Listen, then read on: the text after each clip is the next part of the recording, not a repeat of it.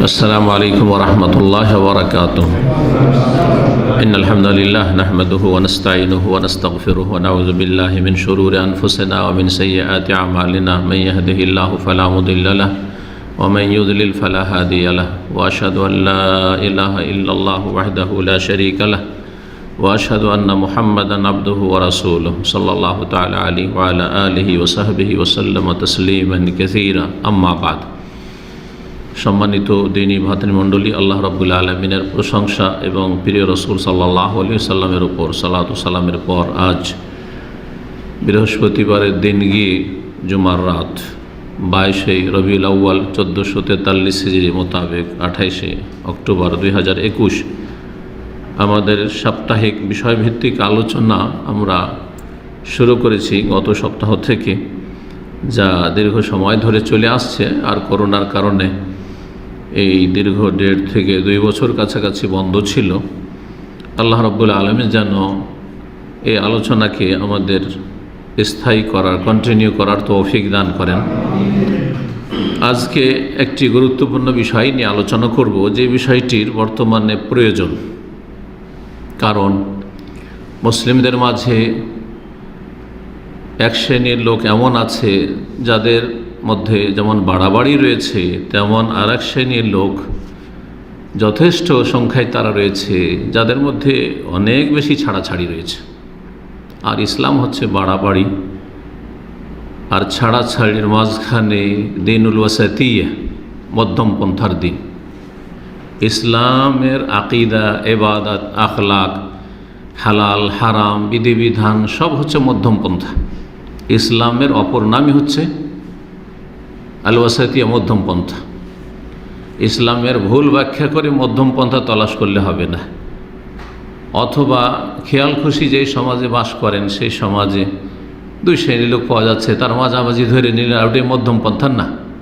হতে পারে 2 শ্রেণীর লোক আছে, তারাই বিভ্রান্ত, শুধু এর মধ্যম পন্থাটা কী করে হক হবে? তো দ্বীন ইসলাম হচ্ছে মধ্যম পন্থা। তো আমাদেরকে মধ্যমপন্থী হতে হবে। এই উম্মত হচ্ছে উম্মতে ওয়াসাত, শ্রেষ্ঠ উম্মত এবং মধ্যমপন্থী উম্মত। সুতরাং আমাদেরকে প্রতিটি বিষয়ের ক্ষেত্রে মধ্যম পন্থা জানতে হবে। বিষয়বস্তু হচ্ছে আজকের অমুসলিমদের অধিকার, মুসলিমদের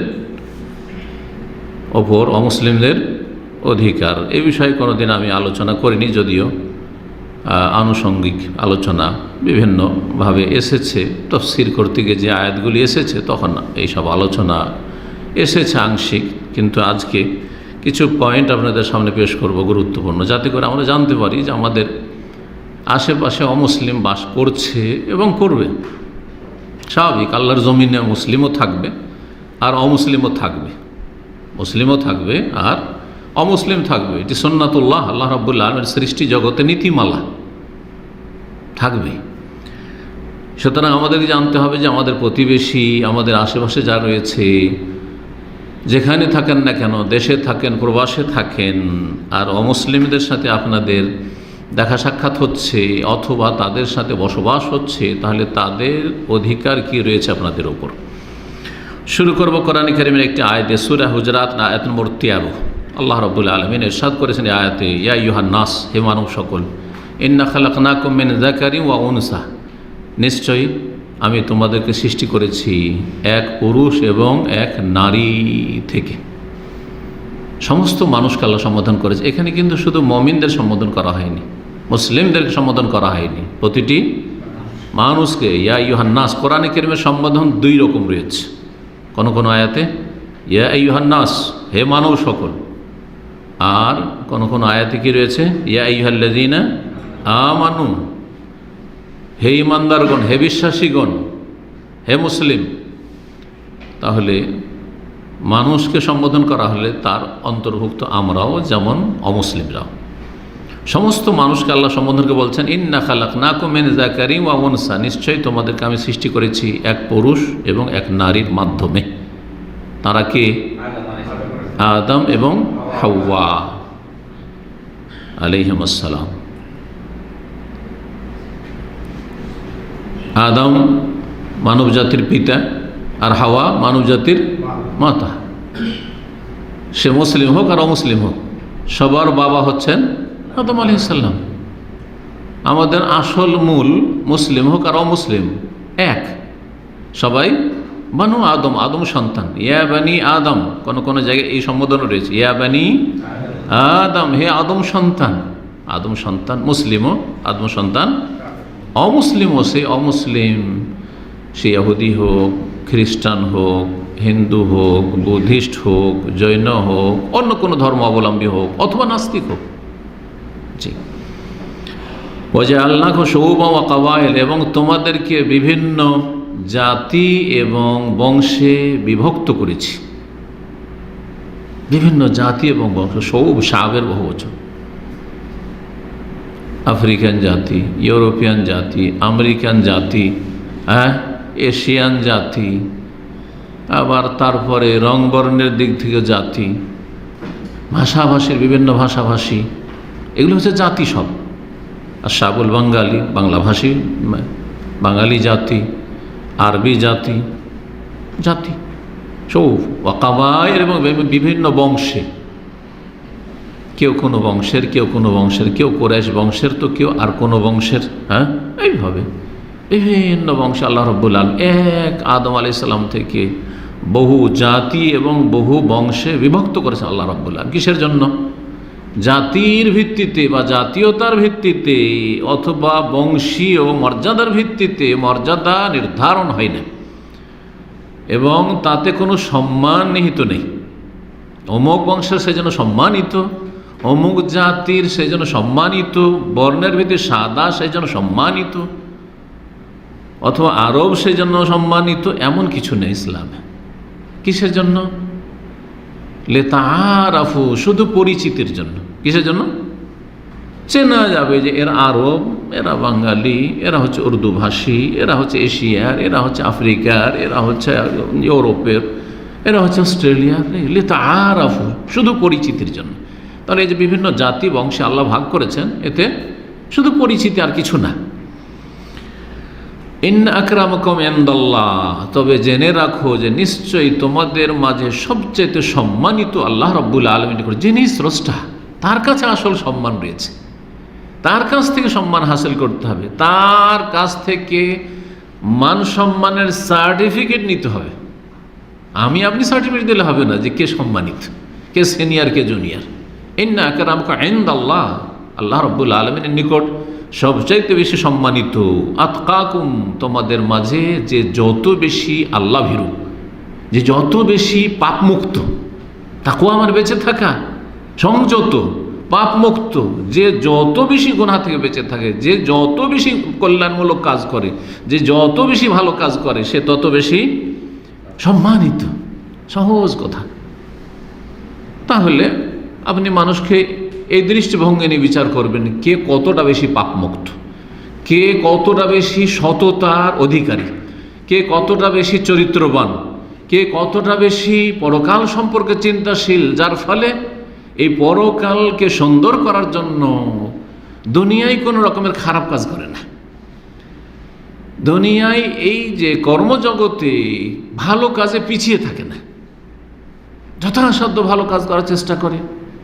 যে কোনো ক্ষেত্রে, স্রষ্টার হকের ক্ষেত্রে, সৃষ্টির অধিকারের ক্ষেত্রে ভালো কাজ করার চেষ্টা করে। মন্দ কথা কাজ থেকে, অবিচার, অন্যায়, খেয়ানত, আত্মসাৎ, বেঈমানি ইত্যাদি যতগুলি খারাপ দোষে, সবগুলি থেকে যে যত বেশি বেঁচে থাকে, সে তত বেশি সম্মানিত। ইন্নাল্লাহ আলিমুন খাবীর, আল্লাহ সব কিছু জানেন, কারণ তিনি সৃষ্টি করেছেন। কিসের উপর মর্যাদা রয়েছে? তিনি সূক্ষ্ম খবর রাখেন যে কে মর্যাদা পেতে পারে। সুতরাং মনে রাখবেন যে দিন ইসলাম সমস্ত মুসলিমদেরকে নির্দেশ দিয়েছেন উত্তম চরিত্রের। তার একটি গুরুত্বপূর্ণ হচ্ছে সুবিচার করতে হবে। ইন্নাল্লাহ ইয়ামুরু বিল আদল, প্রতিটি জুমার খুতবাতে প্রায় খতিবরা এই আয়াত কিন্তু পাঠ করে শেষখানে। নিশ্চয় আল্লাহ রাব্বুল আলামিন ইনসাফ, সুবিচার, ন্যায়ের কি করেছেন? হুকুম দিয়েছেন। ফরজ ন্যায় প্রতিষ্ঠা করা, সেটা যার সাথে হোক না কেন, আপনার সম্পর্কেও, আপনার পিতামাতার ক্ষেত্রেও, জি, অমুসলিমদের ক্ষেত্রেও, সবার ক্ষেত্রে। এবং যার যে অধিকার রয়েছে দেওয়ার, ইন্নাল্লাহ ইয়ামুরুকুম আন তুআদ্দুল আমানাতি ইলা আহলিহা, যার যে অধিকার রয়েছে, প্রাপ্য রয়েছে, দিতে হবে।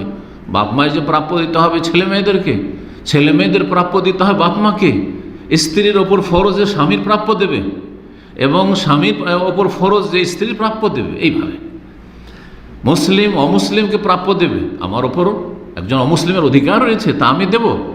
এবং একজন অমুসলিম, আমরা তার পাশে বাস করি, তাদের পাশে বাস করি, বা তার পাশে বাস করি, সুতরাং তার ওপর আমার অধিকার রয়েছে, রাইটস রয়েছে, সেটা তাদের দিতে হবে। এটা হচ্ছে আল্লাহর হুকুম। ইসলাম এই শিক্ষা দিয়েছে আমাদেরকে।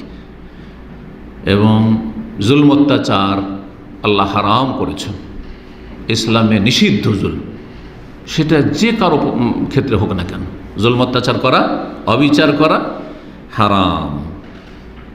সুতরাং অমুসলিমদের সাথে আমাদেরকে কী করতে হবে? সুবিচার করতে হবে। অবিচার করা হারাম। ন্যায় প্রতিষ্ঠা করতে হবে, তাদের সাথে খারাপ আচরণ করা হারাম, অত্যাচার হারাম। এই জন্য এই ইসলামের শিক্ষা মুসলিমরা যুগে যুগে সর্বদা যথাসাধ্য পালন করেছে, এবং যত সুন্দর করে ইসলামকে পালন করেছে তত বেশি আল্লাহর জমিনে শান্তি নেমে এসছে। নিজেরাও শান্তিতে বাস করেছে, অন্যদেরকেও শান্তিতে রেখেছে। এই জন্য যেখানে যেখানে ইসলাম পৌঁছেছে, মুসলিমরা পৌঁছেছে, সেখানে অমুসলিমরা যে বসবাস করেছে তারা স্বাধীনভাবে নিজ নিজ ধর্ম পালন করেছে। আমরা জানা যে ভারতে, আমরা যে ভারত উপমহাদেশের লোক, সে পাকিস্তানের লোক বর্তমান হন, আর ইন্ডিয়ার হন, আর বাংলাদেশের হন, সব ভারত উপমহাদেশ, তাই না? ভারত উপমহাদেশে 800 বছর মুসলিম রাজত্ব করেছে। তার মধ্যে সবচেয়ে বেশি বড় পিরিয়ড হচ্ছে মোগলদের, তাছাড়া অন্যরাও ছিল, অন্য মুসলিমরা ছিল। মুসলিমদের এত দীর্ঘ সময় ধরে রাজত্ব থাকা সত্ত্বেও সেই দেশে এখনও অমুসলিম সংখ্যাগরিষ্ঠ। এমনকি মুসলিম আমলেও, যখন মুসলিম রাজত্ব ছিল, তখনও অমুসলিমরা সংখ্যাগরিষ্ঠ। তাহলে যদি মুসলিমরা জুলম অত্যাচার করত, মুসলিমরা যদি সুবিচার কায়েম না করত, মুসলিমরা যদি অন্যায় করত, তাহলে কি এটা সম্ভব ছিল? নিশ্চয় করেননি। যে কোনো দেশে যেখানে ইসলাম গিয়েছে, মুসলিমরা গিয়েছে, সেখানকার অধিবাসী যারা ইসলাম কবুল করেছে, স্বেচ্ছায় করেছে, না করলেও তারা সুখে শান্তিতে থেকেছে, তারা ন্যায্য অধিকার পেয়েছে মুসলিমদের কাছে, এবং মুসলিম শাসন আমলে তারা নিরাপদ এবং তাদের যে অধিকার রয়েছে সেগুলি হাসিল করেছে। কোনো রকমের তাদের সাথে অবিচার করা হয়নি, অন্যায় অত্যাচার করা হয়নি। এই নির্দেশ ইসলামের। সূরা মায়েদার প্রথম আয়াত আল্লাহ রাব্বুল বলছে, ইয়া আইয়ুহাল্লাযীনা আমানু আউফু বিল উকুদ, হে ঈমানদারগণ, তোমরা তোমাদের চুক্তি পুরা করো। জি, যে কোনো দেশে একটা চুক্তি আছে, চুক্তি আছে। মুসলিমদের অমুসলিমদের সাথে চুক্তি আছে। যদি মুসলিম দেশ হয়, তাহলে অমুসলিমদেরকে যদি সেখানে ভিসা দিয়ে নিয়ে আসা হয়, তাহলে তাদের অধিকার রয়েছে, তাই না? চুক্তির ভিত্তিতে সে এসেছে। যদি সেখানকার নাগরিক হয়, তাহলে নাগরিক হিসাবে সেই দেশে তাদের ন্যায্য অধিকার রয়েছে। এটাই চুক্তি। হ্যাঁ, সেটাই চুক্তি। এক দেশের, একটি মুসলিম দেশের আর একটি অমুসলিম দেশের সাথে যে কূটনৈতিক সম্পর্ক রয়েছে, এটি হচ্ছে চুক্তি, কূটনৈতিক চুক্তি। আউফু বিল উকুদ, আল্লাহ বলছেন যে তোমরা তোমাদের চুক্তিকে পূর্ণ করো। মুসলিমদের ওপর অমুসলিমদের যে অধিকারগুলি রয়েছে, আর কথা না বাড়িয়ে আমরা একটা একটা করে গণাই, আর চেষ্টা করব প্রতিটির ক্ষেত্রে দলিল পেশ করার। প্রথম হচ্ছে বিশ্বাসের ক্ষেত্রে স্বাধীনতা। এতেকাদ, বিশ্বাসের ক্ষেত্রে বা ধর্মীয় ক্ষেত্রে স্বাধীনতা। অমুসলিমদের পূর্ণ স্বাধীনতা রয়েছে তাদের নিজ নিজ ধর্ম পালন করার ক্ষেত্রে। জি, তাদের আকীদা, বিশ্বাস নিয়ে তারা বসবাস করবে, জীবনযাপন করবে। তাদের আকীদা, বিশ্বাস আমাদের কাছে কোরআন এবং হাদিসের আলোকে, ওহীর আলোকে যতই ভ্রান্ত হোক না কেন, তারপরে কোনো রকমের তাদের ওপর কোনো চাপ সৃষ্টি নেই। তারা তাদের দিন ধরে থাকবে, তাদের দিন, তাদের ধর্ম পালন করবে। আল্লাহ রাব্বুল আলামিন মর্মে ইরশাদ করেছেন প্রসিদ্ধ আয়াত লা ইকরাহা ফিদ্দিন, আয়াতুল কুরসির পরের আয়াতই হচ্ছে সূরা বাকারায় লা ইকরাহা ফিদ্দিন, 256 নম্বর আয়াত। কি আল্লাহ কি বলছেন? লা ইকরাহা ফিদ্দিন কাদ তাবায়্যানা রুশদু মিনাল গাই। দিনের ক্ষেত্রে কোনো জোর জবরদস্তি নেই। হ্যাঁ, তাদের কল্যাণকামী, সেই জন্য তাদেরকে আহ্বান করব কল্যাণের দিকে, কিন্তু কোনো রকমের জোর জবরদস্তি নেই। কারণ আল্লাহ রাব্বুল আলামিন চান মানুষকে আপনি এক প্ল্যাটফর্ম নিয়ে আসতে পারবেন না, কখনো পারবেন না। সূরা ইউনূসের আয়াত নম্বর 99-তে আল্লাহ ইরশাদ করেছেন, ওয়ালাউ শাআ রাব্বুকা লাআমানা মান ফিল আরদি কুল্লুহুম জামিয়া। হে নবী, তোমার প্রতিপালক যদি চাইতেন জবরদস্তি করে অন্তরকে ফিরিয়ে দেব, আল্লাহর হাতেই অন্তর, আল্লাহর হাতেই মানুষের হৃদয়, অন্তর, হার্ট। সুতরাং আল্লাহ বলছেন যে ওয়ালাউ শাআ রাব্বুকা, হে নবী মুহাম্মদ, তোমার রব পালনকর্তা যদি চাইতেন তাহলে আমানা মান ফিল আরদি কুল্লুহুম জামিয়া, পৃথিবীতে ভূপৃষ্ঠে যারাই রয়েছে সবাই ঈমান নিয়ে আসতো, কেউ অমুসলিম থাকতো না। কিন্তু আল্লাহ এটা চাননি, আল্লাহ এটা চাননি, সৃষ্টিগতভাবে চাননি, কিন্তু শরীয়তগত চেয়েছেন। বলেছেন ঈমান নিয়ে আসো, বিশ্বাস করো, হ্যাঁ, আমার আসমানি বিধান মেনে চলো। এগুলো হচ্ছে শরঈ হুকুম, শরঈ চাওয়া। কিন্তু সৃষ্টিগত চাওয়া যে মানুষকে আল্লাহ কি করেছেন, স্বাধীন চিন্তা চেতনা দিয়ে পয়দা করেছেন। স্বাধীনভাবে ছেড়ে দিলাম, এই যে দুটো রাস্তা যাচ্ছে ওই রাস্তার মোড়ে ছেড়ে দিলাম। ওয়াকুলিল হাক্কু মির রাব্বিকুম, রবের পক্ষ থেকে সত্য আগত হয়েছে। ফামান শাআ ফালিউমিন, সুতরাং কেউ চাইলে বিশ্বাস করো, ঈমান নিয়ে আসো, মুসলিম হও। ওমান শাআ ফালিয়াকফুর, আর যদি কেউ না চায় তো অমান্য করুক। স্বাধীন, স্বাধীন। তো এই যে ধর্মীয় স্বাধীনতা দেওয়া হয়েছে অমুসলিমদেরকে, সেই ক্ষেত্রে কোনো রকমের হস্তক্ষেপ কোনো সরকারও করার অধিকার রাখে না, কোনো ব্যক্তিও রাখে না, কেউ রাখে না। যদি করে তাহলে অন্যায় করে, জালেম। 2 নম্বর হচ্ছে তাদের সাথে সদাচরণ করবে, আল মুআমালাতুল হাসানা, ভালো আচরণ করবে অমুসলিমদের সাথে। যেমন তাদের যারা দুর্বল তাদের সাথে নম্র ব্যবহার করবে, দুর্বলদের সাথে দুর্বলকে সহযোগিতা করবে। আর্থিক দিক থেকেও যদি অভাবী হয় তাহলে আর্থিক সাহায্য করবে। সুতরাং অমুসলিম আপনার আশেপাশে যদি ফকির গরিব মিসকিন থাকে তাদেরকে অন্ন দান করবেন, সাহায্য সহযোগিতা করবেন, যে কোনো সহযোগিতা করতে পারেন। একজন লোক অসুস্থ, অমুসলিম, চিকিৎসার প্রয়োজন, আপনি চিকিৎসার ব্যবস্থা দেবেন, চিকিৎসার জন্য নিয়ে যাবেন তাকে, হাসপাতালে নিয়ে যাওয়ার কেউ নেই, অধিকার এগুলো। যেমন মুসলিমের অধিকার এটা, তেমনই অমুসলিমেরও এই অধিকারগুলি রয়েছে। তাদের ক্ষুধার্ত যারা, পেটে খাবার নেই, পিপাসিত একজন অমুসলিম পানি চাইছে, অথবা খাবার নেই, জানছেন যে পাশের পরিবার, আমি জানতে পারছি এদেরকে আমার গ্রামে অথবা আমার প্রতিবেশী অথবা দূরে আছে কিন্তু জানি যে অনাহারে মরছে, আপনি রিলিফ দেবেন, সাহায্য করবেন, আপনি খাবার পৌঁছাবেন। এই শিক্ষা ইসলাম দিয়েছে। নম্র ভাষায় কথা বলবে এবং তাদের ধন সম্পদ পরিবার পরিজনের সুরক্ষা নিশ্চিত করবে। সুতরাং একজন মুসলিম কখনো অমুসলিম নারীর দিকে কুদৃষ্টি নিক্ষেপ করতে পারে না। এই জন্য যারা ধার্মিক মুসলিম, একটা অমুসলিম নারী যদি অর্ধ উলঙ্গ হয়ে চলাফেরা করে, বেহায়া হয়ে চলাফেরা করে, কারণ তাদের ধর্মে হেজাব নেই, পর্দা নেই, সুতরাং স্বাধীন যে কোনোভাবে চলতে পারে, দেখলেই কি করবে, আল্লাহর হুকুম পালন করবে। অকুল্লিল মুমিনিনা ইয়াগুদ্দু মিন আবসারিহিম, মুমিনদেরকে বলো, পুরুষদেরকে, যে দৃষ্টি অবনমিত করো, দৃষ্টি ঝুঁকিয়ে দাও, দেখিও না। এই নয় যে মুসলিম মেয়ের দিকে খারাপ নজর দেবো না, কিন্তু অমুসলিম মেয়ের যেহেতু খোলামেলা চলছে, হ্যাঁ, ইহুদি খ্রিস্টান মেয়ে, সুতরাং তার দিকে নজর দেব না, মোটেই না। এবং যে কোনো ক্ষেত্রে সহযোগিতার প্রয়োজন হলে সহযোগিতা করবে, যদি তারা ইসলাম বিদ্বেষী না হয়।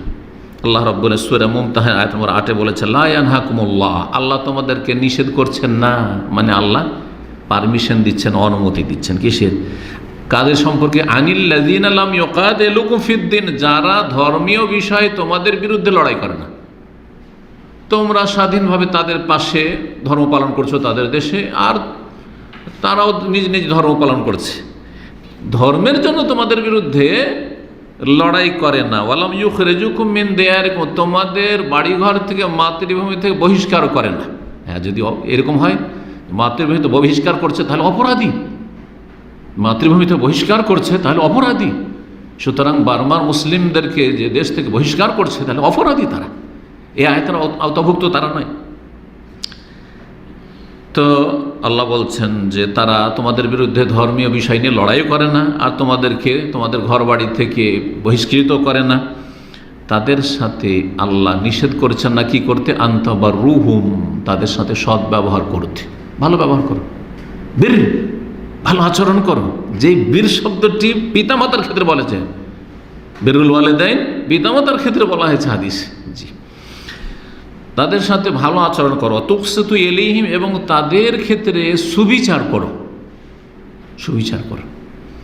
ইন্নাল্লাহু ইউহিব্বুল মুকসিতিন, কারণ আল্লাহ রাব্বুল আলামিন সুবিচারকারীদেরকে ভালোবাসেন। 3 নম্বর অধিকার হচ্ছে মুসলিমদের ওপর যে তারা মানুষ, অমুসলিমরাও আমাদের মতো কি মানুষ, সুতরাং মানুষ হিসাবে মানুষকে কি করবে, শ্রদ্ধা সম্মান করবে। মানুষের যে সম্মান আল্লাহ দিয়েছেন, সে মানুষ হিসাবে মানুষকে সম্মান করবে। জি, সে মুসলিম হোক আর অমুসলিম হোক। কারণ আজকাল অনেকে আছে যদি দেখে ইউরোপিয়ান, ও তাই না, যদি দেখে যে অমুক দেশের পাসপোর্ট, যে দেশের পাসপোর্টের অনেক মূল্য, না মোটেই না, এটা যেন না। আর একটা গরিব দেশের, সব পৃথিবীর মধ্যে সবচেয়ে গরিব দেশ এগুলো তৃতীয় বিশ্বের, একদম ছোট নজরে। অথবা পেশার ভিত্তিতে একজন লোক অনেক বড় পোস্টে, সেই জন্য তার সাথে তাকে বড় সম্মান করে। একজন ডাক্তার, ইঞ্জিনিয়ার, একজন আলেম, তাকে খুব সম্মান করছেন। কিন্তু একজন ক্লিনার রাস্তা সাফ করছে, ডোম মেথর, অমুসলিম, রাস্তা সাফ করছে, তারও মানুষ হিসেবে মানবাধিকার রয়েছে। মানবাধিকারের একটা গুরুত্বপূর্ণ দিক হচ্ছে যে কি করবে, মানুষ হিসাবে তাকে সম্মান করবে, যতই নিচু শ্রেণীর মানুষ হোক না কেন, পেশার দিক থেকে অথবা বংশীয় দিক থেকে, যে দিক থেকে বিভিন্ন রকমের যেসব আজকাল মানুষরা তৈরি করে নিয়েছে, আল্লাহর কাছে এসব নেই। কিন্তু আল্লাহ রাব্বুল আলামিন সূরা ইসরা, সূরা বনী ইসরাইল, যার অপর নাম, আয়াত নম্বর 70 বলেছেন, ওয়ালাকাদ কাররামনা বনী আদম, নিঃসন্দেহে সম্মানিত করেছি আমি কাকে, বনী আদম, আদম সন্তান কি। আর শুরুতে বলেছি আদম সন্তান মুসলিমও আর অমুসলিম। তাহলে বোঝা গেল যে মানুষ হিসাবে বনী আদম কে আল্লাহ কি করেছেন, সম্মানিত করেছেন। কীট পতঙ্গ বানাননি, পোকামাকড় বানাননি, হ্যাঁ, এদের গরু ছাগল বানাননি, শুকুর কুকুর বানাননি, আল্লাহ রাব্বুল আলামিন সম্মানিত করেছে। সে সম্মান রক্ষা করলো না করলো সেটা পরকালে গিয়ে বুঝবে, যে তাকে যে আল্লাহ এত মর্যাদা দিয়েছে মানুষ হিসাবে, সবচেয়ে শ্রেষ্ঠ মানুষ, শ্রেষ্ঠ সৃষ্টি, এই সম্মানকে বহাল রেখেছে কিনা। কিন্তু আল্লাহ রাব্বুল আলামিন সম্মান দিয়েছেন মানুষকে, ওয়ালাকাদ কাররামনা বনী আদম। 4 নম্বর অধিকার অমুসলিমদের, সেটা হচ্ছে যে তাদের অনুভূতির খেয়াল রাখবে। প্রত্যেক মানুষের একটা অনুভূতি আছে, অনুভূতি আছে, কে কী চায়, কোনটা থেকে খুশি, কোনটাতে সে নাখুশ, তাই না, কোনটা তাকে ভালো লাগে, কোনটা তাকে ভালো লাগে না। সুতরাং মানুষের অনুভূতির খেয়াল রাখা। দাম্পত্য যেমন স্বামী স্ত্রীর জীবনে আপনার স্ত্রীর একটা অনুভূতি আছে, সে অনুভূতি আপনাকে বুঝতে হবে যে আপনি কোনটাতে খুশি হয়, কোনটাতে নাখুশ হয়, অসন্তুষ্ট হয়।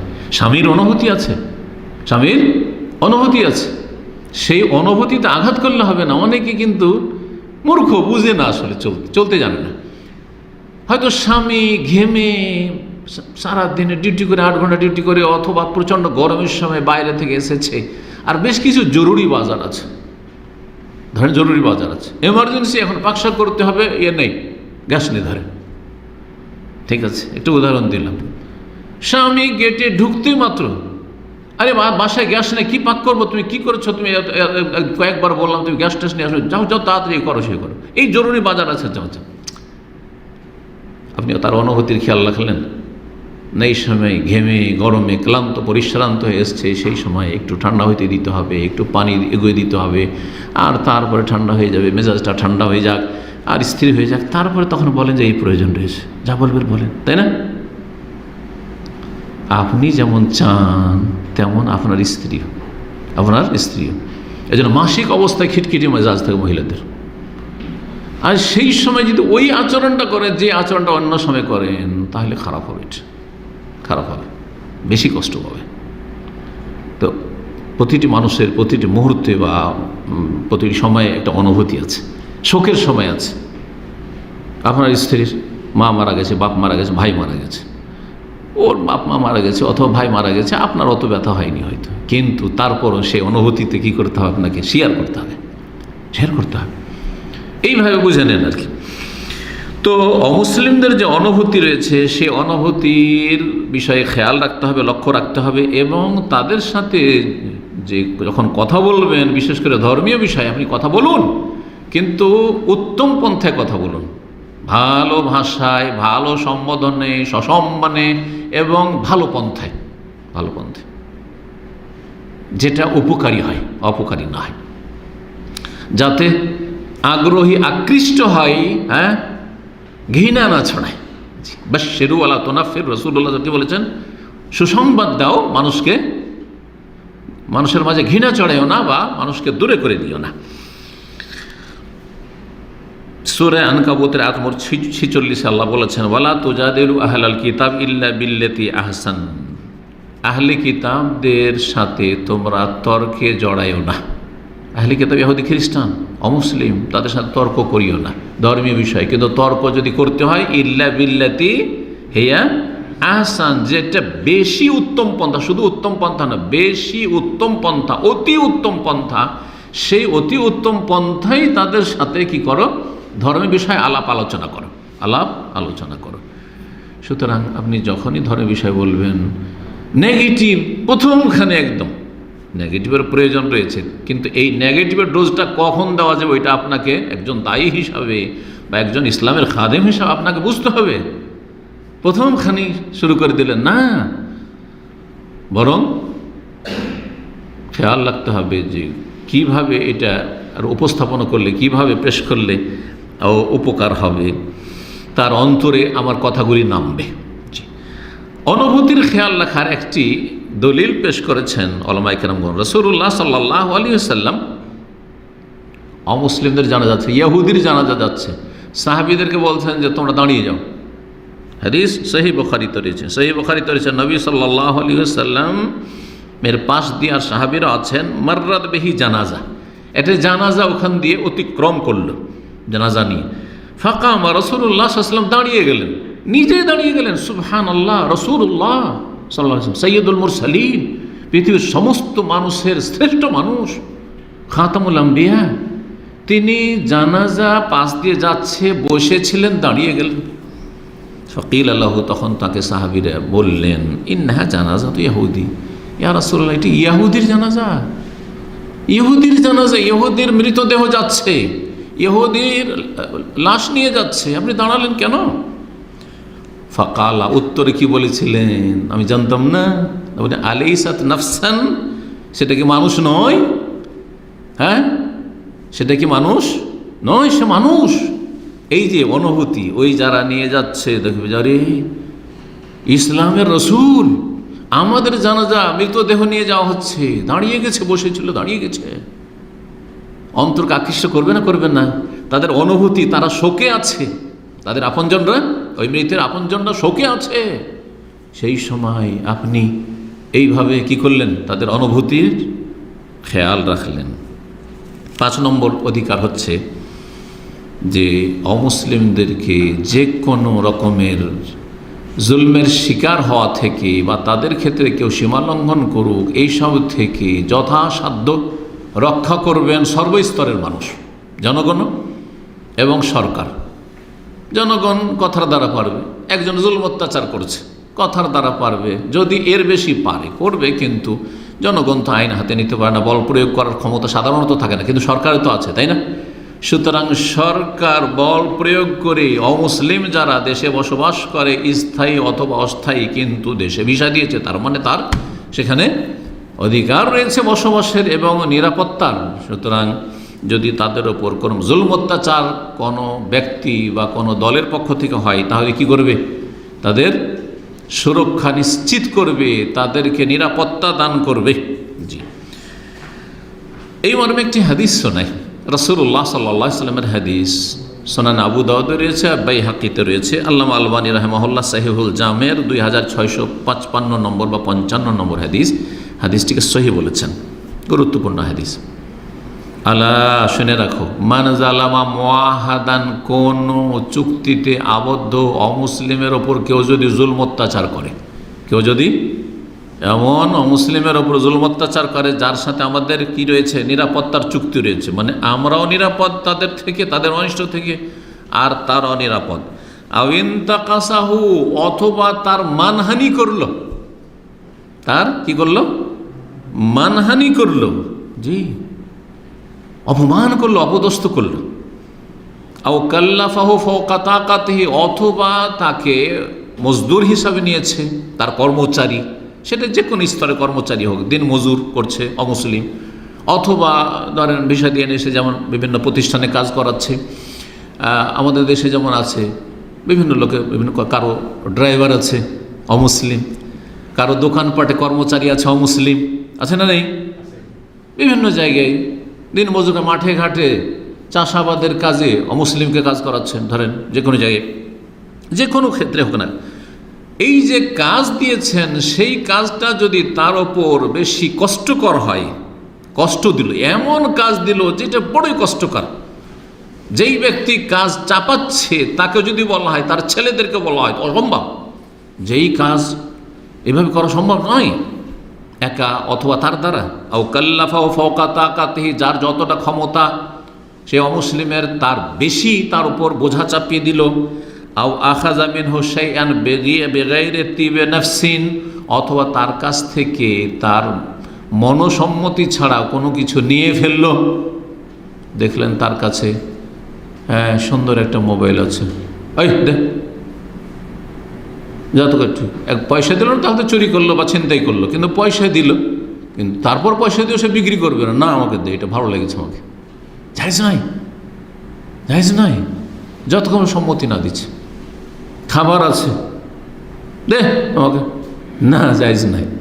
কোনো কিছুর ক্ষেত্রে যতক্ষণ পর্যন্ত সন্তুষ্ট হয়ে না দিচ্ছে, কোনো কিছু যদি কেউ নিয়ে নেয় অসম্মতি থাকা সত্ত্বেও, এই কাজগুলি যদি করে, জুলুম করে, মানহানি করে, অপমান অপদস্থ লাঞ্ছিত করে, অথবা তার যে ক্ষমতা তার বেশি ক্ষমতার বাইরে যদি অতিরিক্ত কাজ দেয়, অথবা কোনো কিছু তার কাছ থেকে নিয়ে নেয়, লুটপাট করে নিল, চুরি করে নিল, ডাকাতি করে নিল, ছিনতাই করে নিল, অথবা যে কোনো কিছুর ক্ষেত্রে যা করলো নিল, ফানা হাজিজহু ইয়াউমাল কিয়ামা, তাহলে আমি সেই অমুসলিমের পক্ষ থেকে সেই মুসলিমের বিরুদ্ধে কিয়ামতের ময়দানে বিচার দিবসে কি করব?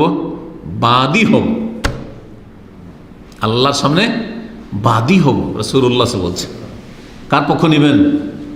সে অমুসলিমের পক্ষ নেবেন, কারণ সে মজলুম। মুসলিম আর অমুসলিমের ব্যাপার নয়, এখানে কি সে নির্যাতিত, তার সাথে অবিচার করা হয়েছে, তার উপর অন্যায় করা হয়েছে, সেই জন্য। জি, ইমাম সৈয়দী রহমতুল্লাহ আলাইহি তার একটি কিতাব রয়েছে মাতালিবুল নুহা, তাতে বলেছেন ইয়াজিবু আলাল ইমাম, মুসলিম শাসকের উপর ফরজ হিফজু গায়রিল মুসলিমিন, মুসলিম দেশে যে সংখ্যালঘু আছে বা যেসব মুসলিম রয়েছে, আর মুসলিম শাসক সংখ্যাগরিষ্ঠও থাকতে পারে, কখনো হয়তো সংখ্যাগরিষ্ঠ অমুসলিম, কিন্তু মুসলিম শাসক, শাসক মুসলিম, যে কোনো স্তরের শাসক হোক, সে ওপর মহলের শাসক হোক অথবা এলাকার কেউ হোক, ধরেন ডিসি হোক, ডিএম হোক, এসপি হোক, অথবা ধরেন আপনার এমপি হোক, যার হাতে ক্ষমতা আছে, যে কোনো মুসলিম শাসকের ওপর ফরজ হচ্ছে হেফজু গায়রিল মুসলিমিন, অমুসলিমদের সুরক্ষা নিশ্চিত করা। ওমান ও মাইয়ুযিহিম, কেউ যদি তাদের কষ্ট দেয় তাহলে কষ্ট যেন না দিতে পারে প্রতিরোধ করা। যারা অন্যায়কারী, যারা জুলম অত্যাচার করবে বা কষ্ট দেবে, সেই কষ্ট যাতে না দিতে পারে, অথবা যারা কষ্ট দেবে তাদেরকে পানিশমেন্ট করা। ওয়াফাক্কু আসরিহিম ওয়া দাফু মান কাসাদাহুম বিআদান, কেউ যদি অন্যায়ভাবে তাদের বন্দী করে তাহলে তাদেরকে বন্দিমুক্ত করা, অন্যায়ভাবে যদি বন্দী করে, অপরাধী মুসলিম অপরাধী হলেও বন্দী করতে হবে, অমুসলিম অপরাধী হলেও বন্দী করতে হবে যদি অপরাধী হয়, কিন্তু অপরাধী যদি নির্দোষী হয় তাহলে তাকে মুক্ত করবে। এবং যারা তাদের ওপর জুলম অত্যাচার করতে চায় তাদের প্রতিহত করা, তাদের কি করা? প্রতিহত করা। 6 নম্বর অধিকার মুসলিমদের ওপর হচ্ছে সামাজিক সংহতি, তাকাফুল ইজতিমাই বলা হয় এটাকে, সামাজিক সমাজে যে বসবাস করছে মুসলিমদের সাথে অমুসলিমরা, একটা সামাজিক কী রয়েছে, সংহতি, ঐক্য, সমাজের যে সহাবস্থান, একসাথে বসবাস করা, এই বিষয়গুলি। এই ক্ষেত্রে যদি দেখা যায় যে সেখানে এমন কিছু লোকেরা বসবাস করছে মুসলিমদের সাথে, যারা অসহায়, যারা নিজের রোজগার করতে সক্ষম নয়, বার্ধক্যে পৌঁছে গেছে, বিধবা, অনাথ, ইয়েতিম, যাদের কোনো ইনকাম সোর্স নেই, তাহলে কি করতে হবে? তাদের সরকারের উপর ফরজ হচ্ছে ওয়াজিবুন আলা দাওলাল ইসলামিয়া, মুসলিম সরকারের ফরজ হচ্ছে তাদের কি করা? তাদের সহযোগিতা করা, তাদের পাশে দাঁড়ানো। যেমন মুসলিমদের করবে তেমন এই ক্ষেত্রে অমুসলিমদের করবে। এই নয় যে শুধু অমুসলিমদেরকেই দিবে ভাতা আর মুসলিমদের দিবে না, এটা নয়। যেমন মুসলিমদেরকে ভাতা দিয়ে মুসলিমদের মধ্যে যারা অসহায় রয়েছে, বৃদ্ধ, তার দেখাশোনার কেউ নেই। দেখেন পশ্চিমা দেশে কিন্তু এইগুলো আইন অনেক আছে। যারা পশ্চিমা দেশে সম্পর্কে খবর রাখেন অথবা পশ্চিম দেশে যারা আত্মীয় স্বজন আছে খবর নেবেন, মা বাবাকে নিয়ে গেছে, বুঝতে পারছেন? আর পশ্চিমা দেশে মা বাবার খরচ সরকার দিচ্ছে, কারণ ওর ইনকাম করার বয়স নেই, 60-70 উপরে হয়ে গেছে, একটা বয়স আছে 60-এর উপরে বা কিছু, জি খরচ দিচ্ছে, যথেষ্ট খরচ, তার বাসা ভাড়া হয়ে যাবে, তার খাওয়া দাওয়া হয়ে যাবে, তাদের চিকিৎসা ফ্রি, কিন্তু যারা ইনকাম করে না তাদের জন্য চিকিৎসা ফ্রি না, তাদের ইন্স্যুরেন্স লাগবে, তাদেরকে ট্যাক্স ভরতে হবে, ট্যাক্স দিলে তার বিকল্প তারা কিছু দিচ্ছে, এমন না যে শুধু ট্যাক্স নিচ্ছে আর কিছু দিচ্ছে না, দিচ্ছে। জি, এইরকমই আমি জানি, এমন পরিবারকে জানি যেই পরিবারে প্রতিবন্ধী আছে, প্রতিবন্ধীর পুরো খরচ দিচ্ছে, সেই প্রতিবন্ধীর খরচে প্রতিবন্ধীরও ভরণ পোষণ হচ্ছে, আর ওর মা আছে, ওর বাবা ছেড়ে চলে গেছে। এরকম বহু ঘটনা আছে, আর বহু এরকম ফ্যামিলির সাথে আমার মানে পরিচিতি আছে পশ্চিমা দেশে। ওই প্রতিবন্ধীর খরচে ওর মায়েরও খরচ আছে। চাকরি যদি না থাকে, চাকরি পায়, চাকরি করছিল একজন, চাকরি ছুটে গেছে, না খেয়ে মরবে। অনেক দেশ আছে না খেয়ে মরে যাক, কোনো খোঁজ খবর নেই সরকারকে, না মোটেই না। যেদিন চাকরি বন্ধ হয় সেই দিন থেকে সরকার ভাতা দিচ্ছে। এগুলো ইসলাম শিখিয়েছে আগে, 1400 বছর আগে ইসলাম শিখিয়েছে। আরে পশ্চিমারা তো এটা শুরু করেছে না 100-200 বছর আগে, কিন্তু ইসলাম 1400 বছর আগে শিখিয়েছে। এটাকে বলা হয় সোশ্যাল বা সামাজিক সংগতি। ওমর রাদিয়াল্লাহু তাআলা খেলাফত আমলে দলিল বলছি, খলিফা ছিলেন আমিরুল মুমিনিন ওমর রাদিয়াল্লাহু আনহু। তিনি একদিন কোনো এক এলাকাতে অতিক্রম করছেন, কোন একটা মুসলিম বাড়ি বা অমুসলিম বাড়ি, বাড়ির বাইরে একজন ভিক্ষু, বৃদ্ধ ভিক্ষু ভিক্ষা করছে, চাইছে কিছু। তখন ওমর রাদিয়াল্লাহু তাআলা জিজ্ঞেস করলেন, যারে তুমি এইরকম কেন ভিক্ষা করছো, কিসের জন্য চাইছো, তোমার কি অভাব আছে? যে আমার অনেক খরচা আছে আর আমার খরচ বহন করার কেউ নাই। তখন তিনি বাইতুল মালের যিনি ক্যাশিয়ার ছিলেন, ক্যাশিয়ার বাইতুল মাল, খেলাফত আমলে কি ছিল? বাইতুল মাল, সরকারি ফান্ডের যিনি দায়িত্বশীল, তাকে সাথে সাথে ফরমান জারি করলেন। প্রথম কথা, অন্য রাতে একটু বিস্তারিত রয়েছে, নিজের বাড়ি থেকে তখনই কিছু দিয়ে দিলেন তাকে, তুমি ভিক্ষা করিও না, ভিক্ষার পেশা ভালো না, ভিক্ষা করিও না তুমি। তাকে তখনকার মতো তার প্রয়োজন মিটিয়ে দিলেন। আর বাইতুল মালের যে দায়িত্বশীল তাকে বললেন যে অনজুর হাজাল ইয়াহুদি, জিজ্ঞেস করলেন যে তোমার ধর্ম কি? ওঠে ইহুদি, তুমি এরকম ভিক্ষা করছো কেন? এ কথা বললেন না যে ইহুদি ভিক্ষা করুক, হ্যাঁ, ইহুদির সহযোগিতা করব না, ইহুদির সামাজিক এইরকম কোনো দায়িত্ব আমাদের নেই, বললেন না। মনজুর হাজাল ইহুদি, এই ইহুদিকে দেখো, শেখুন কবিরুন দরিরুল বাসার, অত্যন্ত বেশি বৃদ্ধ হয়ে গেছে এবং দুই চোখ অন্ধ হয়ে গেছে, দুই চোখে ভালো করে দেখে না। ফাওয়াল্লাহি মা আনসাফনাহু, যদি এই অবস্থায় ভিক্ষা করতে থাকে এই ইহুদি, অন্ধ মানুষ, বৃদ্ধ মানুষ, তাহলে আমরা সুবিচার করলাম না, ইনসাফ করলাম না, অবিচার করলাম। কে বলছেন?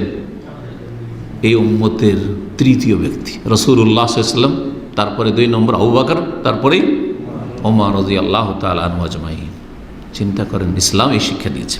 আমরা ইনসাফ করিনি, এই ভিক্ষা যদি করতে থাকে তাহলে আন আকালনা শাবিবাত, যৌবনকালে সে এই দেশে কাজ করলো আর তারপরে তার ওপর যে জিজিয়া ছিল সেটা দিতে থাকলো।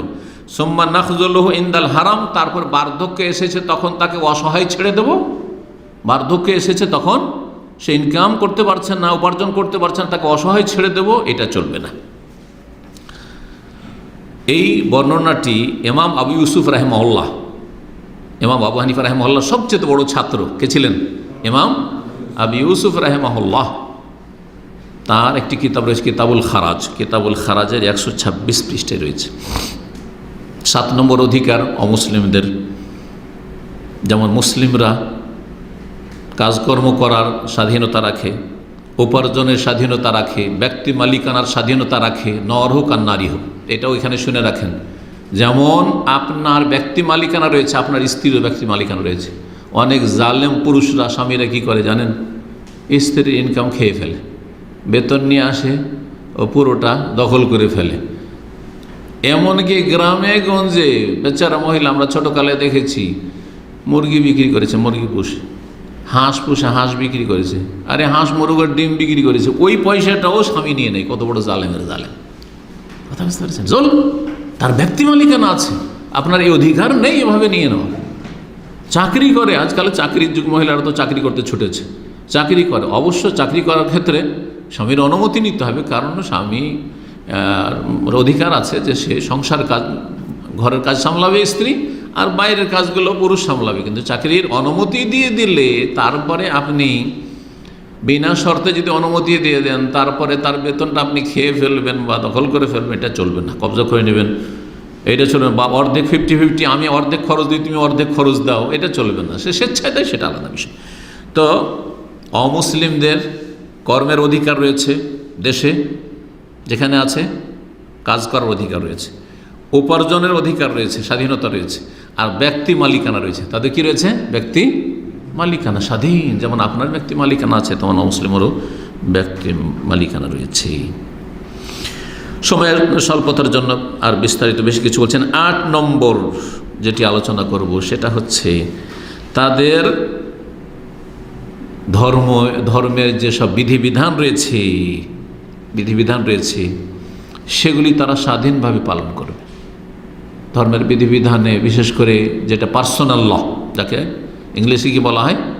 পার্সোনাল ল বলা হয়। অর্থাৎ বিবাহ শাদীর ক্ষেত্রে, তালাকের ক্ষেত্রে এবং ধন সম্পদের ভাগ বন্টনের ক্ষেত্রে ইসলামে বিবাহের নিয়মকানুন রয়েছে, আছে না নেই? তারপরে বিস্তারিত আলহামদুলিল্লাহ, যেহেতু দিন ইসলাম হচ্ছে পূর্ণাঙ্গ দিন, সুতরাং সবচেয়ে সুন্দরভাবে ইসলামে রয়েছে বিবাহ শাদীর বিধিবিধান এবং সবচেয়ে উত্তম পন্থা রয়েছে। তালাকের বিধিবিধান রয়েছে, হ্যাঁ, তালাকের রাজি কখন, বায়েন কখন, মোকাল্লাজা কখন ফিরাতে পারবেন, কখন ফিরাতে পারবেন না। মিরাজ, ধন সম্পদের ভাগ বন্টন কোরআনে কারিমে আল্লাহ স্বয়ং ভাগ করে দিয়েছেন, আর হাদিসে বিস্তারিত আলোচনা রয়েছে। বুঝতে পারছেন না? অমুসলিমদের বিধিবিধান অন্যরকম। ধরেন অমুসলিমদের কাছে ভাই বোন সমান সমান পাবে, কিন্তু ইসলামে লিজ্জাকারি মুসলিম হাজুল্লাহ সাইন। হিন্দু ধর্মে এখন সরকারি আইনে সমান সমান দিতে শুরু করেছে, কিন্তু হিন্দু ধর্মে আসলে মেয়েদের ভাইয়ের সাথে বোনের কোনো ধন সম্পদ অধিকার ছিল না। তো তাদের বিধান তারা মেনে চলবে, এ কথা বলা যাবে না। ইসলামেরটাই মানতে হবে, ইসলামের আলোকে ধন সম্পদ ভাগ করতে হবে মৃত ব্যক্তির, ইসলামের আলোকে বিয়ে করতে হবে, ইসলামের আলোকে তোমাদের ডিভোর্স হবে না। না না, তাদের ধর্ম তারা এইসব বিষয়গুলিতে পালন করবে। তাদের ধর্মে একটা কিছু হালাল আর আমাদের হারাম, তাহলে তাদের স্বাধীনতা থাকবে। যেমন ধরেন অমুসলিম বিড়াল খাচ্ছে, খ্রিস্টান শুকুর খাচ্ছে না, যদিও শুকুর খাওয়া খ্রিস্টান ধর্মেও হারাম, কিন্তু তারা খাচ্ছে, ধর্মের পরোয়া না করে খাচ্ছে। সুতরাং একজন খ্রিস্টান বাস করলে তাদের স্বাধীনতা রয়েছে যদি সেখানকার নাগরিক হয়। তাহলে যদি প্রবাসী হয়, তাহলে যে চুক্তির ওপর এসে যদি চুক্তি থাকে যে না এসব করতে পারবে না, তাহলে চুক্তি আউফাবিল, চুক্তি পুরা করতে হবে। প্রকাশ্যে কিছু করতে পারবে না, প্রকাশ্যে এই অধিকার রয়েছে মুসলিম সরকারকে যে এগুলো করতে পারবে না। তারা মদ খাচ্ছে, মদের পারমিশন যদি থাকে, যে দেশে পারমিশন আছে, তাহলে তাদের অধিকার রয়েছে। আর যদি সেটা দণ্ডনীয় হয়, যেমন সৌদি আরবে দণ্ডনীয়, মুসলিমের জন্য দণ্ডনীয় আর অমুসলিমের জন্য দণ্ডনীয়, তাহলে যে কোনো স্তরে সবার জন্য নিষিদ্ধ। 9 নম্বর যে বিষয়টি সেটা হচ্ছে যে এই যে তাদের বিবাহ শাদী, তাদের বিবাহ তাদের তরিকায়, কারো মন্দিরে বিয়ে হয়েছে, কারো চার্চে বিয়ে হয়েছে, তাদের তরিকায় বিয়ে হয়েছে না, বিভিন্ন তরিকা তাদের পদ্ধতি রয়েছে, বিয়ে হয়েছে। এই বিবাহের যে প্রভাব পড়ে মানব জীবনের ওপর বা নামবন্ত জীবনে, যেমন বংশ সাব্যস্ত হওয়া, তারপরে মহর, আমরা যেটাকে মহর বলছি, যেটা দিয়েছে মেয়েকে, এইরকমই যদি তালাকের ক্ষেত্রে, তালাক হলো তো ইদ্যত ইত্যাদি, এইসব বিষয়গুলির ক্ষেত্রে তাদের স্বাধীনতা রয়েছে এবং তারা তাদের ধর্মের আলোকে এগুলো সিদ্ধান্ত নেবে। এবং বংশ পরিচয়, আমাদের দিন ইসলাম উদাহরণ দিলে বুঝবেন, একজন মানুষ বিয়ে করার পরে 6 মাসের আগে যদি বাচ্চা ভূমিষ্ঠ হয়ে যায়, তাহলে সেই বাচ্চা কার? ওই লোকের না, কিন্তু ওই স্বামীর না, কারণ কমপক্ষে গর্ভধারণের সময় হচ্ছে 6 মাস, 5 মাসে এরকম ঘটনা ঘটেছে। বিয়ে করে এসেছে 4 মাসে বাচ্চা হয়ে গেছে, আগে থেকে অলরেডি বাচ্চা পেটে ছিল, বুঝতে পেরেছেন? তাহলে বাচ্চা না ওর। কিন্তু যদি অমুসলিমদের ধর্মে এটা থাকে যে না, তাদের 5 মাসে হয়ে যায়, তাহলে তাদের বংশ পরিচয় তাদের থাকবে, বলা যাবে না যে আরো সন্তান, তোদের কাছে ওইটা তোরই সন্তান, যা, কিন্তু আমাদের কাছে ওইটা ওর সন্তান না, বুঝতে পেরেছেন? ইসলামের আলোকে। 10 নম্বর অধিকার, তাদের যে ব্যবসা বাণিজ্য, তাদের আপোষে যে ব্যবসা বাণিজ্য রয়েছে সেগুলির স্বাধীনতা রয়েছে। মুসলিমদের জন্য অমুসলিমদের সাথে ব্যবসা বাণিজ্যের আদান প্রদান সেটাও জায়েজ। এই জন্য রাসূলুল্লাহ সাল্লাল্লাহু আলাইহি ওয়াসাল্লাম মদিনার একজন ইহুদির কাছ থেকে শেষ জীবনেই, রাসূলুল্লাহ সাল্লাল্লাহু আলাইহি ওয়াসাল্লামের তিরোধানের পূর্বের ঘটনা এটা, সহিহ বুখারীতে হাদিস রয়েছে, 2 জায়গায় হাদিস সহিহ বুখারীতে রয়েছে। রাসূলুল্লাহ সাল্লাল্লাহু আলাইহি ওয়াসাল্লাম একজন ইহুদির কাছ থেকে জব কিনেছিলেন 30 সা, সহিহ বুখারীতে রয়েছে 30 সা, 30 সা, এবং ধারে কিনেছিলেন, যে এখন পয়সা নেই তো পরে দিয়ে দেব, তো জামানত হিসাবে তার কাছে বন্ধক রেখেছিলেন। কি রেখেছিলেন? বর্ম, শরীরের যে যুদ্ধের ময়দানে রণক্ষেত্রে যেটা ব্যবহার করা হয় শরীরে সুরক্ষার জন্য, সে বর্ম, ওয়াদির ওহু মারহুনাতুন ইনদা ইহুদি, রাসূলুল্লাহ সাল্লাল্লাহু আলাইহি ওয়াসাল্লাম বর্ম বন্ধককৃত ছিল, বন্ধক রাখা ছিল এক ইহুদির কাছে, অথচ এই বর্মকে মুসলিমদের খেলাফ ব্যবহার করতে পারে, সমগ্র আছে না নেই, তারপরেও রেখেছেন। তাহলে অমুসলিমদের সাথে ব্যবসা বাণিজ্য জায়েজ, সেটা দেশের অমুসলিম হোক অথবা অন্য দেশের, অমুসলিম দেশ থেকে পণ্য কিছু পাঠাচ্ছেন, কিছু ওদেরগুলো আনাচ্ছেন, ইম্পোর্ট এক্সপোর্ট জায়েজ এগুলো। জি। 11 নম্বর, তাদের ধর্মের আলোকে তাদের বিবাহ শাদীর অধিকার রয়েছে, তাদের ধর্মের আলোকে বিবাহ শাদীর অধিকার রয়েছে। জি, যদিও আংশিক আলোচনা এর আগে করেছি, কিন্তু এই বিষয়টি মনে রাখতে হবে। বিবাহর ক্ষেত্রে ধরেন আমাদের বিবাহে কি রয়েছে? ইজাব এবং কবুল। প্রথম ওলি হইতে হবে, অভিভাবক। ওলির অনুমতি ছাড়া কি হবে না? বিয়ে হবে না। মেয়েদের ক্ষেত্রে, ছেলেদের না, মেয়েদের ক্ষেত্রে। আচ্ছা, তারপর ইজাব হইতে হবে ওলির পক্ষ থেকে। অভিভাবক প্রস্তাব করবে যে আমি আমার মেয়ের বিয়ে তোমার সাথে বা অমুক ছেলে অমুকের ছেলে অমুকের সাথে দিলাম, অথবা যে বিয়ে পড়াচ্ছেন কাজী সাহেব বা আলেম সাহেব, ইমাম সাহেব, তাকে বলবে ইমাম সাহেব আমার মেয়ের বিয়েটা পড়িয়ে দেন। এটা হচ্ছে প্রস্তাব, ইজাব। ছেলে কি করবে? কবুল। একজন অমুসলিম বিয়ে করছে, এগুলো কিচ্ছু নেই তাদের, একটু সেদুর পরিয়ে দিল, বিয়ে হয়ে গেল, ধরিলেন। অথবা একটু তাদের ব্রাহ্মণে ধর্মগুরুতে মন্ত্র পাঠ করে দিল, চার্চে বিয়ে হয়ে গেল। একটা আংটি পরিয়ে দিল, সাপোজ একটা আংটি পরিয়ে দিল, কিন্তু এটা খ্রিস্টান থেকে এসছে, এই জন্য কোনো মুসলিমের জন্য আংটি পরাপরই জায়েজ নাই, ওটাই জায়েজ নাই। তওবা করেন ওইসব মুসলিমরা যারা আংটি পরিয়ে দিয়েছি, সুতরাং আমাদের কথা পাকা হয়ে গেছে। কোথায় আছে ইসলাম? এইসব কাফেরদের অন্ধ অনুকরণ, হারাম। তো আংটি পরিয়ে দিলে বিয়ে হয়ে যায়, তো বিয়ে হয়ে যায়। ওইভাবে যদি তারা সংসার করে, সংসার করুক। মক্কার কাফেররা কি এইরকম কি ইজাব কবুল করে বিয়ে করতো নাকি? না ইজাব কবুল শরীয়তের বিধান। যখন কোরআন নাজল হয়েছে, নবী সাল্লাল্লাহু আলাইহি ওয়াসাল্লাম ওহী নাজল হয়েছে, তারপরে না বুঝতে পারছেন কিনা? সুতরাং তাদের বিয়ে, জাহেলিয়াতের যুগের কাফেরদের বিয়েগুলোকে রাসূলুল্লাহ সাল্লাল্লাহু আলাইহি ওয়াসাল্লাম স্বীকৃত রেখেছেন না রাখেননি? না যখন স্বামী স্ত্রী দুইজনেই দম্পতি ইসলাম এসে কবুল করলো, ও তোমাদের তো ওই যুগে ওই রকম জাহিলি তরিকায় কাফেরদের তরিকায় বিয়ে হয়েছে, সুতরাং তোমাদের বিয়ে ঠিক ছিল না, বিয়ের নবায়ন করতে হবে। বিয়ে পড়িয়েছেন নাকি? কারো পড়িয়েছেন? না, পড়াননি। ওই বিয়েতে অমুকের ছেলে এটা, অমুকের মেয়ে এটা, স্বীকৃতি দিয়েছেন না দেননি? রাসূলুল্লাহ সাল্লাল্লাহু আলাইহি ওয়াসাল্লাম দিন ইসলাম দিয়েছেন। জি, তো তাদের বিবাহ স্বীকৃত, তাদের ধর্ম মোতাবেক বিয়ে করেছে। কীভাবে বিয়ে করেছেন না করেছে সেটা দেখার বিষয় নয়। ইমাম ইবনুল কাইয়িম রাহিমাহুল্লাহ তার আহকাম আহলি জিম্বা, অমুসলিমদের বিধিবিধান সম্পর্কে আহলে জিম্বার আহকাম আলোচনা করতে গিয়ে বলেছেন, লাম ইয়ানুস আহাদু মিন আইম্মাতিল ইসলাম আলা বুতনান আনকিহাতি গায়রিল মুসলিমিন। ইসলামের যত আইম্মায়ে কেরাম রয়েছেন তাদের কেউ এ কথা বলেননি যে অমুসলিমদের বিবাহগুলি বাতিল।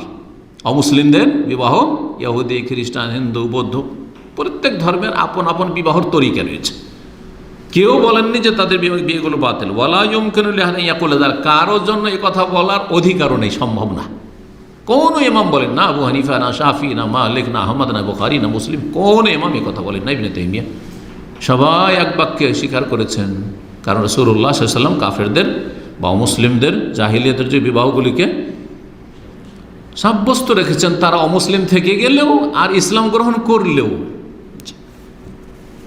শেষ পয়েন্ট, আর এটা দিয়ে শেষ করব, তা হচ্ছে অমুসলিমদের সবচেয়ে বড় হক যেটি অধিকার, এবং অমুসলিমদের সাথে সবচেয়ে বড় যেটা কল্যাণ কামনা এবং তাদের খায়ের খাহি করা, ভালাই করা এবং তাদের মঙ্গল কামনা করা এবং তাদের হিতাকাঙ্ক্ষী হওয়া, সেটা হচ্ছে তাদেরকে আল্লাহর দ্বীনের দিকে আহ্বান করা, দাওয়া ইলাল্লাহ, তাদেরকে ইসলামের দিকে দাওয়াত দেওয়া।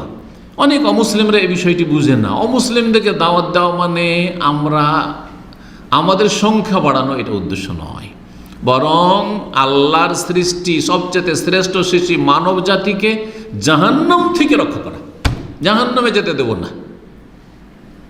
এরা আমাদের মতো মানুষ, আমিও আদম সন্তান আর এরাও আদম সন্তান, সুতরাং আমি নিশ্চিত জানছি, যেমন এখন নিশ্চিত জানছি এখন রাত, যেমন আমি ইয়াকিন করছি যে আমার রব আল্লাহ, আমার নবী রাসূলুল্লাহ মুহাম্মদ রাসূলুল্লাহ, আমার আসমানি বিধান হচ্ছে আল কোরআনুল কারীম, ওই রকমই আমার ইয়াকিন রয়েছে যে কেউ যদি কুফরির অবস্থায় মারা যায় তো চিরস্থায়ী জাহান্নামী হবে। আমি একে কেন জাহান্নামে যেতে দেব? একটি লোককে যদি আমরা দেখি দুনিয়াতে, নর হোক আর নারী হোক, যে আগুনে ঝাঁপ দিতে যাচ্ছে, ছাদের ওপর থেকে আছাড় দিয়ে আত্মহত্যা করতে যাচ্ছে, ফাঁসিতে ঝুলতে যাচ্ছে, আগুনে পড়তে দেব? হ্যাঁ, ফাঁসিতে ঝুলতে দেব? বলেন, কখনো দেব না, কখনো দেব না। জানে প্রাণে নিজের জানের ঝুঁকি নিয়ে তাকে বাঁচাবার চেষ্টা করব। একজন পানিতে সাঁতার যায় না, পানিতে ঝাঁপ দিয়ে আত্মহত্যা করে ডুবে মরতে যাচ্ছে, মরতে দেব? নিজের জান চলে যায় অনেক সময় বাঁচাতে গিয়ে, কিন্তু মানুষ বাঁচাবার চেষ্টা করে যে এই মানুষকে, সে মানুষ, মরতে দেব না। তাহলে এই দুনিয়ার যে জীবনটা, এটাকে বাঁচাবার জন্য আমরা এত রিস্ক নিই, এত ঝুঁকি নিই, তাহলে পরকাল যেটা চিরস্থায়ী জগৎ, চিরকাল জাহান্নামে থাকতে হবে, এই মানুষগুলিকে যদি তারা এই কুফরির অবস্থায় আসমানি সিলেবাস ফলো না করে মারা যায়, আসমানি সিলেবাস ছাড়া যদি মারা যায়, তাহলে তারা চিরকাল আগুনে জ্বলতে থাকবে, খালিদিনা ফিহা আবাদা, চিরকাল সেখানে বসবাস করবে, আল্লাহু আকবার, জ্বলতে থাকবে। ওমা হুম বিখারিজিনা মিনান নার, জাহান্নাম থেকে, আগুন থেকে কোনোদিন বেরোবে না, কোনোদিন বেরোবে না। ইন্নাল্লাহ লাআনাল কাফিরিন ওয়া আ'আদ্দা লাহুম সাইরা, তাদের জন্য জ্বলন্ত আগুন প্রস্তুত করে রাখা আছে। এই জ্বলন্ত আগুন দাউ দাউ করে জ্বলছে, কেন সেখানে আমি ঝাঁপ দিতে দেব? সুতরাং কি কাজ করব আমরা? প্রত্যেক মুসলিম, শুধু আলেম নয়, শুধু দায়ী না, হ্যাঁ, সে ইসলামের প্রচারক কোনো বিশিষ্ট ব্যক্তি না, বরং প্রত্যেক মানুষ কি করবে? আপন আপন জায়গা থেকে তাদেরকে আহ্বান করবে জান্নাতের দিকে। আল্লাহু ইয়াদু ইলা দারিস সালাম, শান্তির ঘরের দিকে আল্লাহ আহ্বান করেছেন, শান্তির ঘর জান্নাহ। সুতরাং জান্নাতের দিকে আহ্বান করব, জাহান্নাম থেকে বাঁচাবার চেষ্টা করব মানব জাতিকে। সুতরাং অমুসলিমদের সবচেয়ে বড় কল্যাণ করা হচ্ছে আল্লাহর দ্বীনের দিকে আহ্বান করা। ইসলামকে তাদের সামনে সুন্দরভাবে উপস্থাপনা করা, ইসলাম সম্পর্কে যদি তাদের ভুল বোঝাবুঝি থাকে তাহলে সেই ভুল ধারণাগুলি দূর করার চেষ্টা করা, আর তাদের ইসলামের সৌন্দর্য তুলে ধরা। আর তারপরে সবচেয়ে বড় গুরুত্বপূর্ণ তাদের দাওয়াত হচ্ছে সাইলেন্ট দাওয়া, নীরব আহ্বান, নীরবতার সাথে দাওয়াত করা। সেটা হচ্ছে অমুসলিমদের পাশে বাস করেন, আপনার চলা ফেরা আখলাক চরিত্রের মাধ্যমে আকৃষ্ট করেন যে এই লোকটি এত ভালো কি করে, এই লোক এত ভালো কি করে। জি, অমুসলিমরা সৌদি আরবে অনেকেই যারা বসবাস করে প্রবাসী হয়ে, আমি তাদের স্ট্যাটাস দেখেছি সোশ্যাল মিডিয়াতে। একজন মহিলা, শিক্ষিতা মহিলা স্ট্যাটাস দিচ্ছে ভারতের, সে জেদ্দায় থাকে, কোনো একজন ডাক্তার, ফিমেল ডাক্তার, সে স্ট্যাটাস দিয়েছে। এরকম অনেকগুলি দেখেছি, কিন্তু এটা মনে আছে এই করোনার যুগে দেখেছি যে যেইভাবে সৌদি আরবে আমরা সার্বিক দিক থেকে নিরাপদ, নিজের দেশে নিরাপদ নয়। একাই আমি মলে যাই, একাই সুপার মার্কেটে যাই, একাই রাস্তাঘাটে ঘুরি, একাই আমি আমার হসপিটালে ক্লিনিকে যাই, কোনোদিন আমাকে কেউ উত্ত্যক্ত করে না। জি, এটা কি করেছে? আকৃষ্ট করেছে। এই আকৃষ্ট আমরা করতে থাকবো আমাদের আখলাক চরিত্র দিয়ে তাদেরকে, তখন তার সে মানুষ প্রশ্ন জাগবে যে এত ভালো মানুষ কি করে হইতে পারে। জীবনে মিথ্যা কথা বলবো না, জীবনেও ধোকা দেব না। আমার কাছে গাড়ি খরিদ করতে এসছে একজন অমুসলিম, গাড়িতে যা দোষ আছে সব বলে দেবো। অবাক হবে, আরে আমার খ্রিস্টান আমার স্বজাতি, ইহুদি আমার স্বজাতি, সে জীবনেই বলবে না আমাকে কত ধোকা দিয়েছে। আর এ মুসলিম এক একটা করে বলে দিয়েছে আমার গাড়িতে এই সমস্যা আছে, আমার গাড়িতে এই সমস্যা, আমার গাড়িতে এই সমস্যা আছে। অবাক অবাক হয়ে যাবে।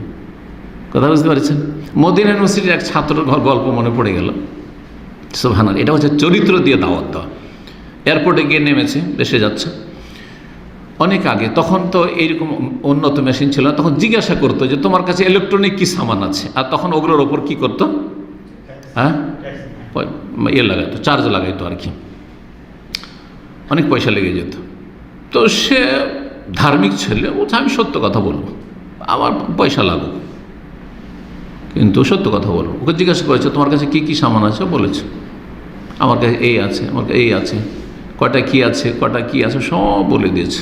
আমাদের যুগে আমরা যখন ছাত্র ছিলাম, আজকে 30 বছর আগে, 28 বছর 30 বছর আগের কথা বলছি, এবং সেই ছেলেকে আমি চিনি, খুবই দিনদার পরেশগার মানুষ। সব যখন বলে দিয়েছে তখন সেখানে যে কাস্টম অফিসার, সে টাকাচ্ছ ওকে, যে কোনো প্যাসেঞ্জার তো এইভাবে বলে না যে আমার কাছে এই আছে, এতটা আছে, এতটা আছে, এতটা আছে, এতটা স্বর্ণ গোল্ড আছে, তো এই আছে, সেই আছে, এই ঘড়ি আছে, তমুক আছে, তমুক আছে। যে মোবাইলের যুগ ছিল না, কিন্তু সব বলে দিচ্ছে। অবাক হয়ে তাকাচ্ছে, তো বলছে তুমি সব বলে দিলে? বলছে আমার ধর্মে মিথ্যা বলা হারাম, আমার ধর্মে মিথ্যা বলা হারাম, আমি মিথ্যা বলে জাহান্নামে কেন যাবো, আমি নরকে যাব? তখন বলছে যাও যাও, ছেড়ে দিল তাকে, কিছুই নিল না তার কাছে কাস্টম অফিসার। কিন্তু যারা মিথ্যা বলেছে তাদের সন্দেহ হইল, আর তল্লাশি করা শুরু করলো, আর তারা বের করে করে সবার কাছে কাস্টম চার্জ লাগালো, সবার উপর, এবং কাস্টম চার্জ নিল। বুঝতে পেরেছেন সততা? তো চরিত্রের মাধ্যমে দাওয়াত দিতে হবে। নবী করিম সাল্লাল্লাহু আলাইহি সাল্লাম বলেছেন মান দাল্লা আলা খাইরিন ফালাহু মিসলু আজরি ফালি, কেউ যদি কল্যাণের রাস্তা দেখায় তার জন্য, যেই ব্যক্তি কল্যাণের কাজ করলো তার সমান সওয়াব প্রতিদান রয়েছে। আপনি একটা লোককে যদি জাহান্নামের রাস্তায় জান্নাতের রাস্তায় ফিরিয়ে দেন, যতগুলি ভালো কাজ করবে সেগুলির একটা ভাগ আপনি পেতে থাকবেন আপনি। সুতরাং এই কাজে কখনো পিছপা হবেন না, ভালো চরিত্রের মাধ্যমে। আর তার সাথে আরও যদি কিছু সম্ভব হয় তাহলে ভালো কথার মাধ্যমে ইসলামের দিকে, শান্তির ধর্মের দিকে আহ্বান করবেন। এটা তাদের ওপর সবচেয়ে বড় ইহসান করা, অনুগ্রহ করা, এবং এটা তাদের জন্য, অমুসলিমদের সবচেয়ে বড় গিফট।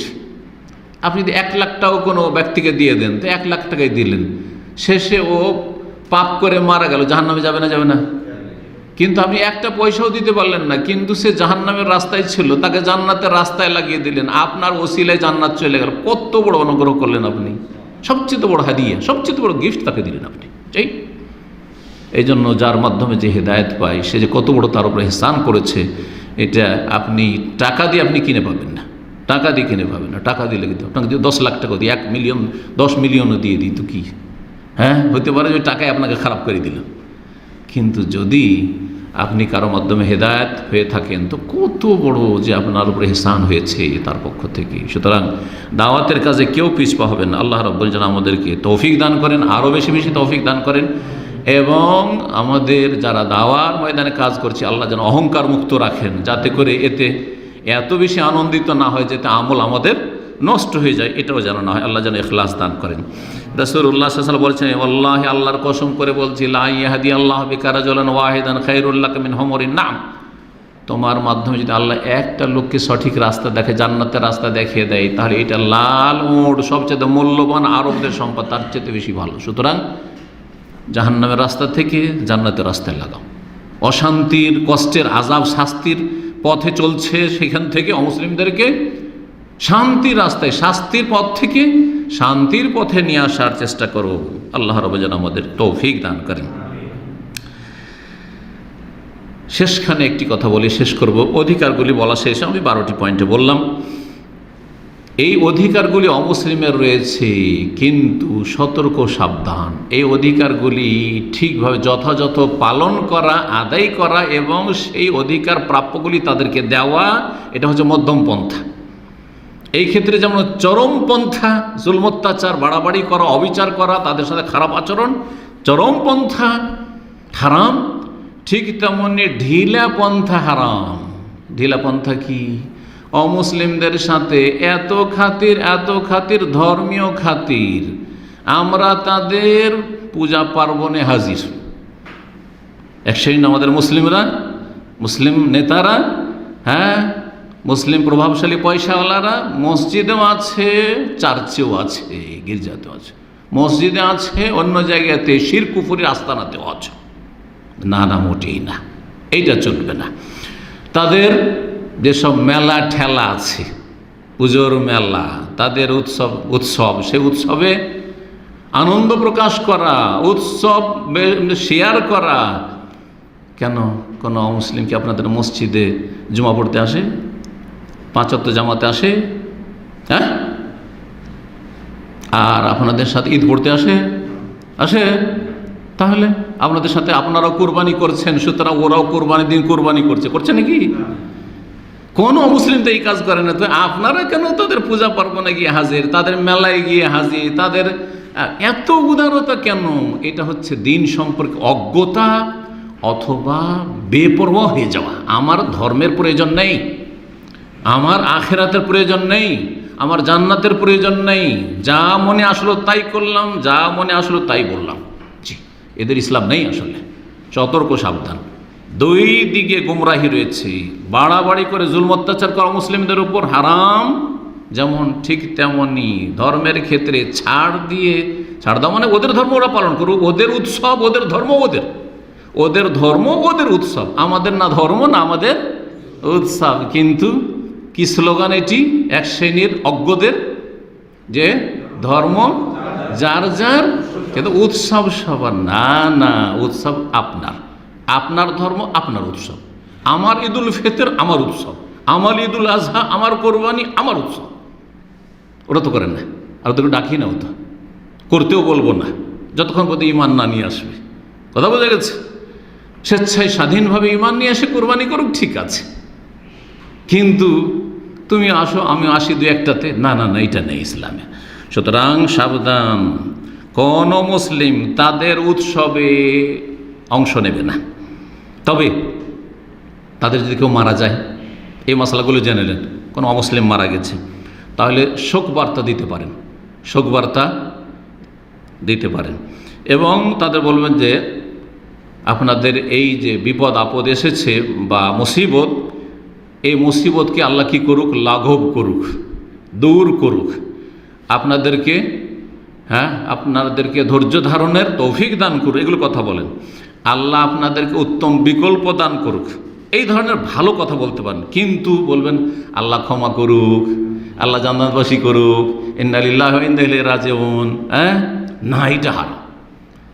কারণ যে কুফরের অবস্থায় মারা চলে গেছে, ইমানবিহীন মারা গেছে, তার জন্য আর ক্ষমার দরজা নেই, ক্ষমার রাস্তা বন্ধ করে দিয়েছেন আল্লাহ রাব্বুল আলামিন। সুতরাং ক্ষমার দোয়া করতে পারবেন না, রহমতের দোয়া করতে পারবেন না, এই দোয়াগুলি করতে পারবেন রাহিমাহুল্লাহ, আল্লাহ রহম করুক, চলবে না?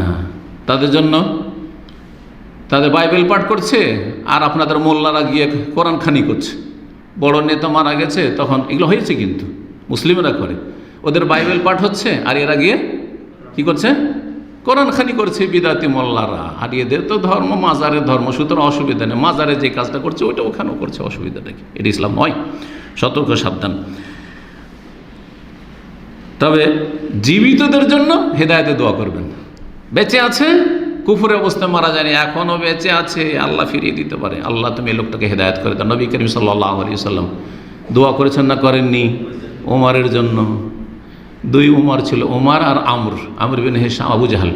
আল্লাহ দুই উমরের মাঝে যেটা তোমার কাছে প্রিয় তাকে তুমি হেদায়েত করে দাও। আল্লাহ রাব্বুল কাছে প্রিয় ছিল উমর বিন খাত্তাব, উমরকে আল্লাহ হেদায়েত করে দিলেন। আবু জাহল প্রিয় ছিল না, নিকৃষ্ট ছিল আল্লাহর কাছে, জালেম ছিল, সীমা লঙ্ঘনকারী, আল্লাহ তাকে হেদায়েত করেননি। তাহলে হেদায়েতের দোয়া করা যেতে পারে যে কোনো কাফের সম্পর্কে, যে কোনো অমুসলিম সম্পর্কে। জি, আল্লাহ রাব্বুল যেন বুঝার তৌফিক দান করেন এবং আল্লাহ রাব্বুল আলামিন যেন আমাদেরকে আবার দোয়া করি মধ্যম পন্থা অবলম্বনের তৌফিক দান করেন। বাড়াবাড়ি থেকে আমাদের মুসলিম যুবকদেরকে, মুসলিম মূর্খদেরকে এবং সীমা লঙ্ঘন করে অন্যায় অত্যাচার করা এবং প্রতারণা করা আর কোনো অপরাধে জড়িত হওয়া, এসব থেকে মুসলিমদেরকে বেঁচে থাকার তৌফিক দান করেন। এবং তার সাথে সাথে অপরদিকে আরেক শ্রেণীর মুসলিম রয়েছে যাদের মাঝে অজ্ঞতার কারণে অথবা তাদের বেপরোয়া হওয়ার কারণে যে ছাড়াছাড়ি রয়েছে এবং তারা অমুসলিমদের ধর্মকর্মে শরিক হয়ে যাচ্ছে, এসব গুমরাহি ভ্রষ্টতা থেকে তাদেরকেও বেঁচে থাকার যেন তৌফিক দান করেন এবং এই সমস্তদের অনিষ্ট থেকে মধ্যমপন্থী মুসলিম উম্মাকে আল্লাহ যেন হেফাজত করেন। আল্লাহ রাব্বুল আলামিন যেন মানব জাতির কল্যাণ করেন এবং সমস্ত মানুষকে আল্লাহ রাব্বুল আলামিন হেদায়েত দান করেন, এই দোয়া করি। এবং হেদায়েতের পথে রাখেন, যারা হেদায়েতের ওপর রয়েছে আল্লাহ তাদেরকে হেদায়েতের উপর অটল রাখেন। জান্নাতের পথে রয়েছে আল্লাহ জান্নাতের পথে অবিচল রাখেন। জাহান্নামের পথে রয়েছে আল্লাহ যেন তাদেরকে ফিরে আসার তৌফিক দান করেন এবং আল্লাহ রাব্বুল আমাদের ইহকাল পরকালে সার্বিক কল্যাণ যেন দান করেন। ওয়া সাল্লাল্লাহু আলা নবিয়িনা মুহাম্মদ ওয়া আলা আলিহি ওয়া সাহবিহি আজমাইন।